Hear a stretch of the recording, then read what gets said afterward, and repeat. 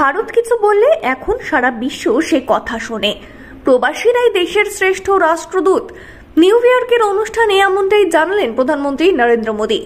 3 দিনের আমেরিকা সফরে গিয়েছেন তিনি। রবিবার নিউ ইয়র্কে একটি অনুষ্ঠানে তিনি যোগ দিয়েছিলেন। সেখানে আমেরিকার প্রবাসী ভারতীয়রা তাকে সম্বর্ধনা জানান।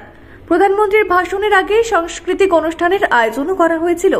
সেই অনুষ্ঠান থেকে আগামী দিনে ভারতের অবস্থান পরিকল্পনা সম্বন্ধে একাধিক গুরুত্বপূর্ণ বার্তা দিয়েছেন মোদী।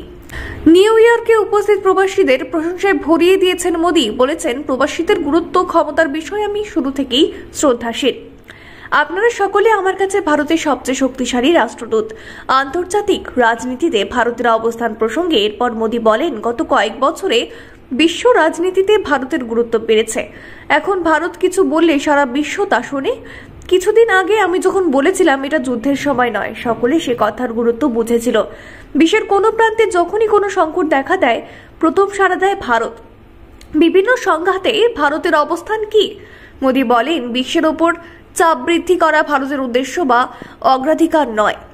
আমরা চাপ বৃদ্ধি নয়, ভারতের প্রভাব বিস্তার করতে চাই। বিশ্বে আধিপত্য বিস্তার করতে চায় না। ভারত চায় বিশ্বের উন্নতিতে সহযোগিতার হাত বাড়িয়ে দিতে। আগামী দিনে ভারতে অলিম্পিক্স আয়োজন করা হবে। নিউ ইয়র্কের ভাষণে একথা আরও একবার বলেন মোদী। তিনি 2036 সালের অলিম্পিক্স আয়োজন করার জন্য সব রকম চেষ্টা চালিয়ে যাচ্ছে ভারত। শীঘ্রই সে বিষয়ে ইতিবাচক বার্তা আসতে চলেছে। ভারতের 5G বাজার আমেরিকার চেয়েও বড় দাবি করেছেন প্রধানমন্ত্রী। তিনি বলেছেন, এখন ভারতের 5G বাজার আমেরিকার চেয়েও বড় এবং বিস্তৃত হয়ে গিয়েছে। তা হয়েছে গত 2 বছরের মধ্যে। এখন ভারতে তৈরি 6G পরিষেবার জন্য কাজ চলছে। আগামী দিনে ভারত নিজস্ব চিপ তৈরি করতে চলেছে বলেও আমেরিকায় দাঁড়িয়ে জানিয়েছেন মোদী। তিনি বলেন, ভারতে এখন প্রচুর কাজের সুযোগ তৈরি হয়েছে। আমরা এখন আর সুযোগের জন্য অপেক্ষা করি না, আমরাই সুযোগ তৈরি করি। গত 10 বছরে প্রতিটি ক্ষেত্রে ভারত নতুন নতুন সুযোগ তৈরি করে সারা বিশ্বকে তাক লাগিয়ে দিয়েছে।